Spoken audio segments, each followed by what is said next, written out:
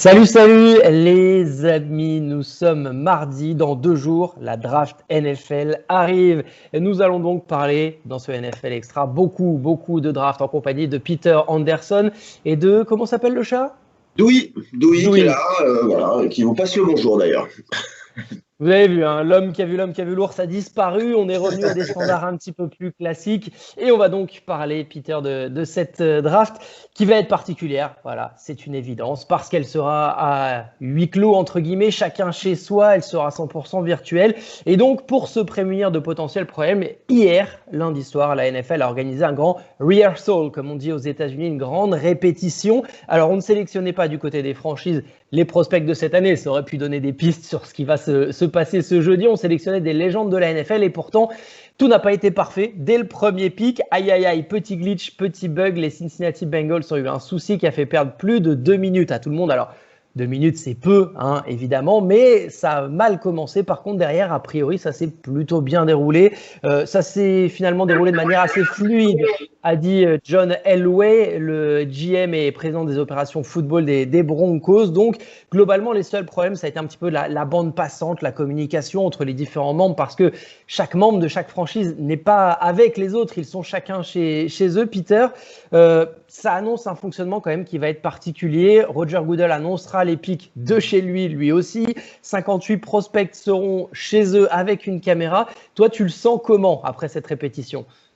Alors déjà, ça m'amuse qu'ils fassent sur Microsoft Teams. Ils vont utiliser l'application Microsoft Teams, c'est-à-dire comme, enfin, je sais pas si chez vous vous faites des petits apéros avec vos amis, mais ça nous arrive aussi d'utiliser ça. Donc je trouvais ça drôle qu'on utilise la même chose, mais pour des applications bien différentes. Hein. C'est quand même pour la draft NFL. Donc oui, t'as bien rappelé, hein, Roger Goodell chez lui, les prospects, 58 prospects pour faire une sorte de green room virtuel, hein, cette salle où les joueurs universitaires attendent d'être choisis.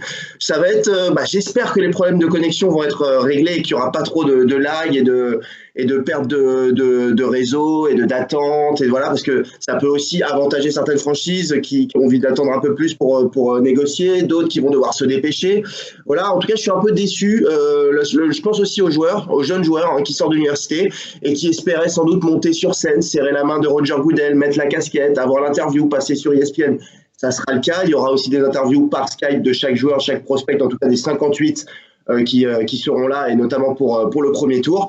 Mais voilà, il manquera la tradition de la draft et c'est un peu dommage pour ces jeunes joueurs. En tout cas, on croise les doigts et on espère que tout se passera bien. Oui, et ce sera bien sûr sur Beansport en VO et en VF. Ce sera à vous de choisir, avec à suivre aussi les petits problèmes de communication, comme tu disais, Peter, par rapport aux soucis de mute que vous avez peut-être sur vos apéros aussi, quand il y a beaucoup de monde dans une conversation et que certains ne sont pas en mute, et bien des fois ça coupe la communication des autres, on ne s'entend pas très bien. Est-ce que ça posera des problèmes? On le verra. Ça va bouger en tout cas d'ici jeudi, pendant la soirée de jeudi, Peter, et on se pose énormément de questions comme tous les ans, et on s'en pose notamment pour les Giants. Pourquoi? Parce que New York, a priori, c'est ce qui est sorti cette nuit, a beaucoup scouté un certain Justin Herbert, quarterback de la fac d'Oregon. Sauf qu'on se rappelle que les Giants l'an passé ont drafté Daniel Jones, qu'il a fini par prendre la place d'Eli Manning. Et on se demande tous à quoi jouent ces Giants qui ont donc fait plusieurs FaceTime avec Justin Herbert. Quel crédit peut-on accorder encore à Daniel Jones? Quel scénario peut-on envisager avec celui qui avait été drafté en 6e position l'an dernier? On le rappelle quand même, ils ont le 4e choix cette année, les Giants.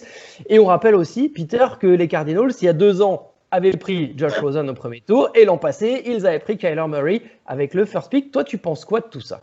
Alors déjà, oui, je suis d'accord avec toi. Hein. C'est très rare qu'on prenne un quarterback comme ça 2 années de suite au premier tour. Mais les Cardinals l'ont fait et on voit qu'avec Kyler Murray, oui, au moment où ils l'ont pris, on se dit, ils viennent de prendre Josh Rosen, pourquoi ils font ça? Mais ça pourrait être plutôt pas mal pour l'avenir des Cardinals.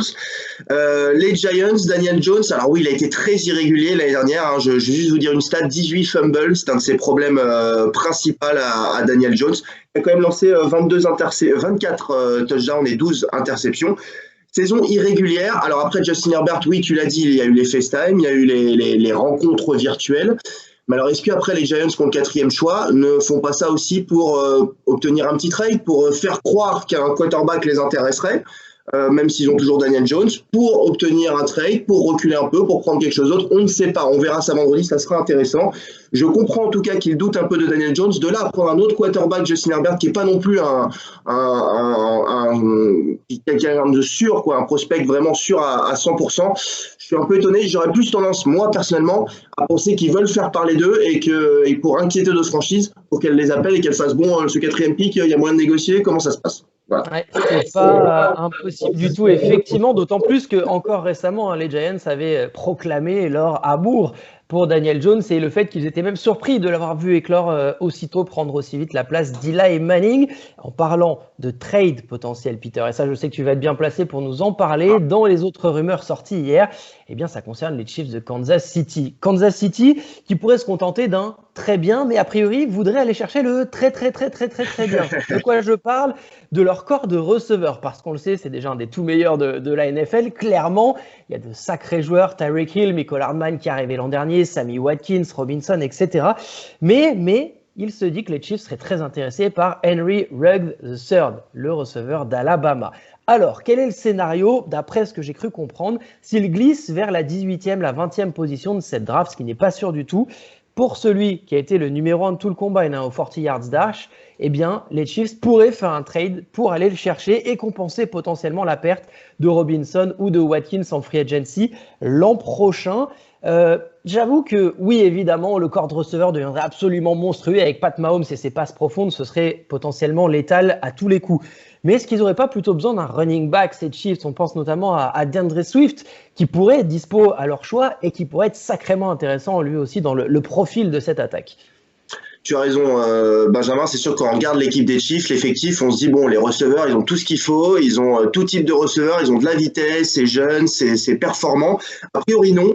Mais les Chiefs, ils aiment bien la vitesse et encore la vitesse. Et Henry Ruggs, tu l'as dit, c'est le plus rapide. Alors, on va leur faire confiance quand même. Ils ont très bien drafté ces dernières saisons. Pour exemple, Mecole Hardman l'année dernière, qui dès sa première saison a eu un impact important pour cette équipe de Kansas City. Patrick Mahomes, il y a quelques saisons, on ne va pas revenir sur ce pic qui, je pense, est un très bon pic, a priori.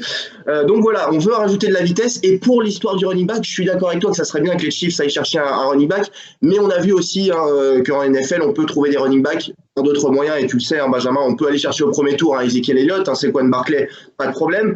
Mais après, on peut avoir des problèmes. Il faut lui donner de l'argent et puis il faut lui donner toujours le ballon. Il va prendre une place très importante. Le jeu aujourd'hui en NFL est plus orienté vers la passe que vers la course. C'est très important d'avoir un running back. Attention, je ne dis pas le contraire.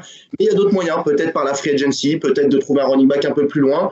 On a vu que les Chiefs l'année dernière avec Damian Williams notamment, c'est pas quelqu'un qu'ils avaient drafté haut de toute manière, quelqu'un qu'ils étaient allés chercher plus par la free agency. Donc voilà, je vais faire confiance en tout cas aux Chiefs du fait de la gestion de leur franchise qui est assez admirable ces dernières saisons. Et puis juste à Henry Ruggs, pourquoi il descendrait les Chiefs? Parce qu'il y a les Eagles à la place 21 qui eux pour le coup ont grand besoin de receveurs et pourraient prendre le receveur d'Alabama. Ouais, exactement, précision très importante. On en reparlera évidemment, Peter, après la draft. En vrac, sachez que Tom Brady s'est fait virer d'un parc à Tampa. Et oui, il était allé s'entraîner dehors dans un parc, mais il s'est fait virer par un agent de la ville parce qu'on ne plaisante pas avec le confinement, même quand on s'appelle Tom Terrific Brady. Et puis, les Jets voudrait prolonger Jamal Adams. On sait que ça a beaucoup fait parler. Joe Douglas, le GM, l'a dit. Il s'est exprimé après la draft. Les négociations vont reprendre pour essayer donc de prolonger Jamal Adams. Merci à toi, Peter. Merci beaucoup, Benjamin. Merci à tous. On vous souhaite une très bonne journée à tous. Et puis, on attend un petit poupi de Dewey la prochaine fois. Attention. On va travailler ça. Salut à tous.